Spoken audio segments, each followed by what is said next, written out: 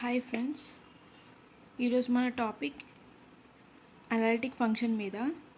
Question చూడండి. Find wear the function fails to be analytic. అంటే ఏ point పెడితే అప్పుడు అది అనలిటిక్ కాకుండా ఉంటుంది అనేది క్వశ్చన్. ఇప్పుడు అనలిటిక్ కాదంటే ఆన్సర్ అనేది ఇన్ఫినిటీ అవ్వాలి. ఇన్ఫినిటీ అయితే ఏ పాయింట్ దగ్గర ఇన్ఫినిటీ అయితే అది not an analytic. First omega equals to 1/z. ఇది క్వశ్చన్ ఇచ్చాడు. ఇప్పుడు దీనికి అనలిటిక్ ఫంక్షన్ కాకుండా ఏ పాయింట్ ఉంటుంది అని అడుగుతున్నారు. కాబట్టి ఫస్ట్ మనం డిఫరెన్షియేషన్ చేయాలి. F dash of omega is equals to d/dz of, ఇక్కడ z టర్మ్ ఉంది కాబట్టి d/dz of 1/z. Two side differentiation చేసాం కాబట్టి F dash omega is equals to d/dz of 1/z. ఇప్పుడు ఇది ఎలా ఫామ్ ఉంది? d/dz ఆఫ్ u/v కదా. ఫార్ములా ఏంటి? v into d/dz of u minus u into d/dz of v/v square. ఇది formula.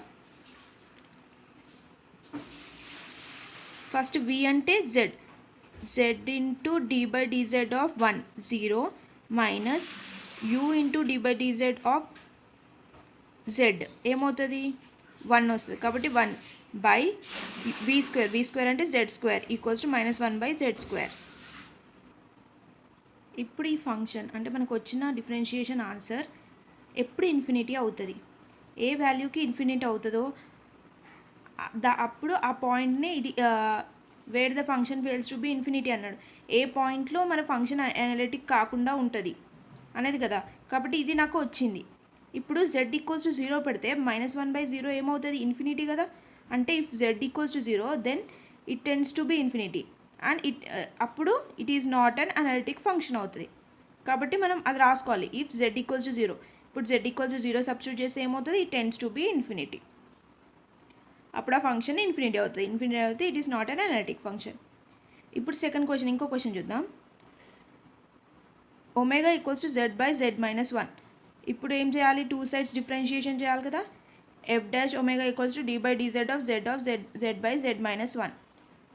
v అంటే z-1 d/dz of z 1 minus z into d/dz of z-1 1. ఎందుకంటే z d/dz of z 1 d/dz of 1 0 కాబట్టి 1 minus 0 1 1/z-1 whole square.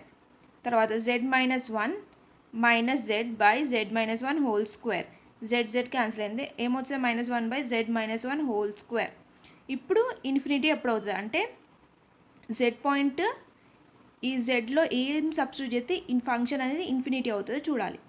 ఇప్పుడు z equals to ఇంతకుముందులాగా 0 substitute చేసామనుకోండి, -1 whole square అంటే 1 వస్తుంది. -1/1 -1 infinity కాదు. ఇప్పుడు ఇన్ఫినిటీ కావాలంటే z ఈక్వల్స్ టు 1 సబ్స్టిట్యూట్ చేసామనుకోండి, 1 - 1 0 -1/0 ఇన్ఫినిటీ.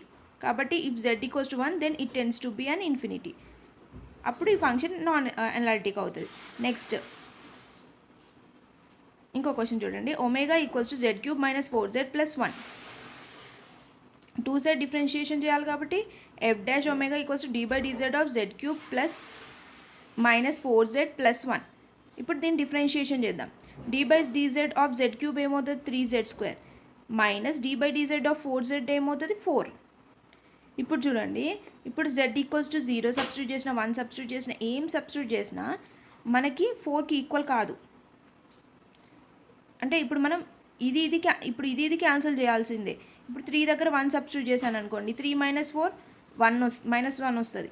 ఇప్పుడు అదే -1 సబ్స్టిట్యూట్ చేశాను అనుకో, -3 -4 ఒక సపరేట్ వాల్యూ వస్తుంది కానీ ఇన్ఫినిటీ వస్తలేదు. కాబట్టి this function is analytic function. ఏ పాయింట్లో అయినా కానీ మనం దీన్ని నాన్ అనలిటిక్ చేయలేం. Next omega equals to z+2/z of z² + 1. ఇప్పుడు దీన్ని కూడా ఏం చేస్తాం? టూ సైడ్ డిఫరెన్షియేషన్ చేస్తాం కదా. అప్పుడు d/dz of z+2 z of z² + 1 వస్తాయి కదా. ఇప్పుడు ఫార్ములా ఏంటి? u కదా. v into d/dx of u.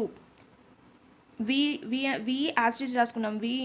z into z² + 1 d/dz of z+2 1 minus u z+2 d by d z of v అంటే z into z square plus 1 కదా, ఏమవుతుంది Z cube plus Z కదా. ఇప్పుడు దీన్ని డిఫరెన్షియేషన్ చేయండి, ఏమొస్తుంది 3z square plus 1 by Z of Z square plus 1 whole square, V square కాబట్టి whole square.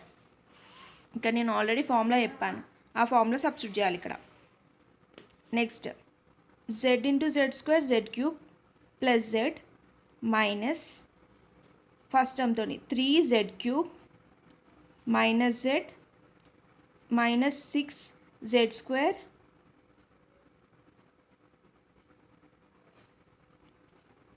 ఏమవుతుంది -2 right by z square z plus 1 whole square. ఇప్పుడు జెడ్ క్యాన్సిల్ అయిన ఏమైంది మనకేమొస్తుంది z cube minus 3z cube ఏమవుతుంది -2z cube minus 6z square -2 by z square z plus 1 whole square. ఇప్పుడు ఏ point దగ్గర మనకి ఇది అనలిటిక్ కాకుండా ఉంటుంది, ఇప్పుడు ఒకవేళ z = 0 పెట్టుకున్నాం మనం, 0 ఇంటూ ఏ టర్మ్ అయినా 0 1 ఇక్కడ ఏ టర్మ్ వచ్చినా మనకి ఇప్పుడు z = 0 పెట్టుకునే దాని ఇంత 0 అయినా ఇక్కడ 2 వస్తుంది, 2/0 వాల్యూ ఏంటి ఇన్ఫినిటీ.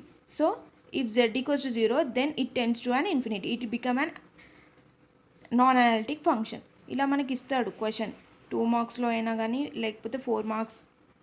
అంటే ఇప్పుడు మనకి 10 మార్క్స్ క్వశ్చన్లో మనకి 2 పార్ట్స్ ఇచ్చినప్పుడు కూడా ఇవ్వచ్చు ఇట్లా, find wear the function fails to be an analytic అని. అప్పుడు ఇలా సాల్వ్ డిఫరెన్షియేషన్ చేసి ఏ పాయింట్ దగ్గర మనకి అది అనలైటిక్ కాకుండా ఇన్ఫినిటీ వస్తుందో చూసి ఆ సబ్స్టిట్యూట్ చేయాలి. ఒకవేళ కాకపోయిందనుకో it is an analytic function అని రాసుకోవాలి. Please subscribe my channel. Thank you for watching this video.